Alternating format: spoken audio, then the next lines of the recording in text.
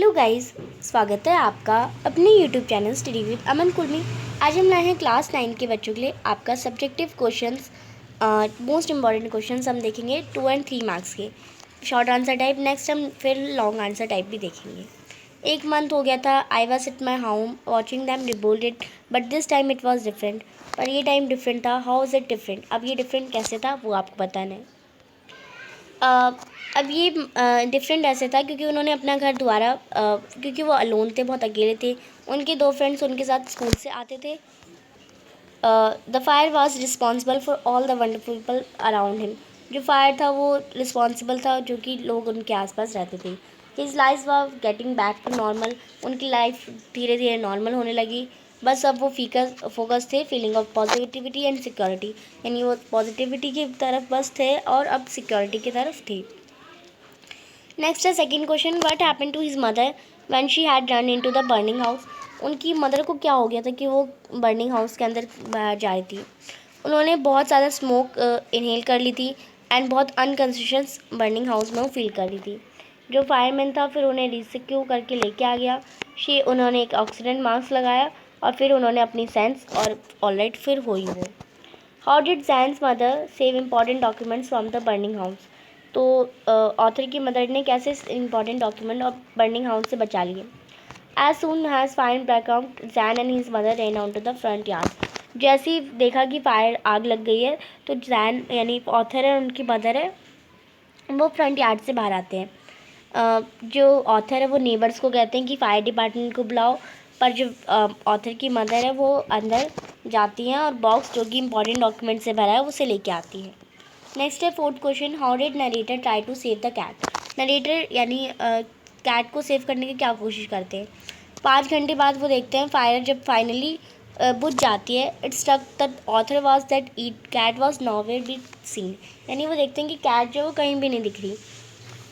वो रोने लगते हैं और try to get in the house to bring back his cat. यानी फिर वो घर के अंदर घुसने लगते हैं कि वो अपनी कैट को वापस दे लें। But the fireman did not allow him, so the author requested him to save the cat. But जो फायरमैन होते हैं वो अलाउ नहीं करते हैं ऑथर को अंदर जाने के लिए, पर वो रिक्वेस्ट करते हैं कि मेरी कैट को बचा लो।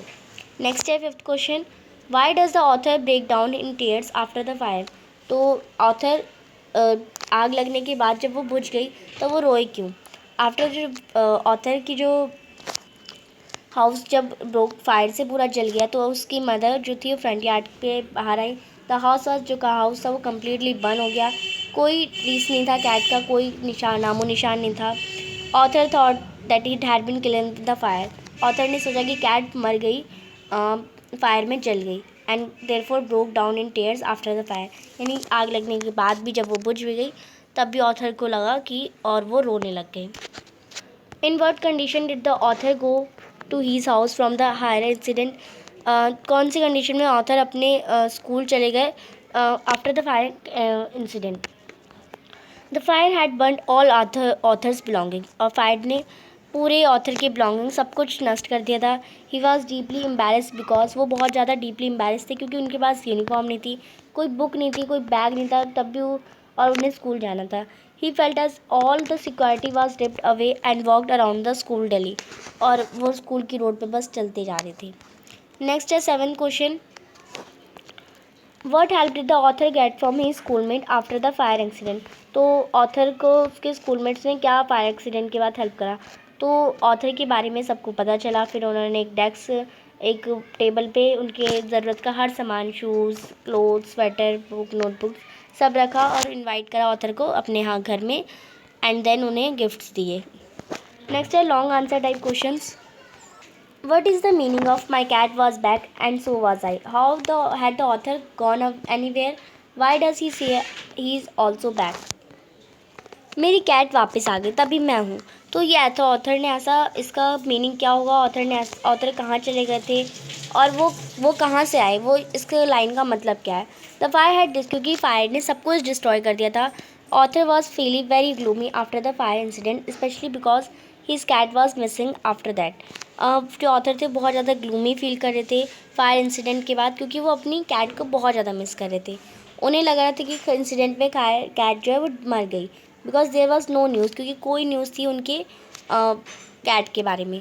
The author had lost interest in everything, author ने हर चीज़ में अपना इंटरेस्ट खो दिया था, पर एक वुमेन लास्ट में कैट को वापस लाती है एंड उनका लाइफ में जो इंटरेस्ट है वो वापस आ जाता है।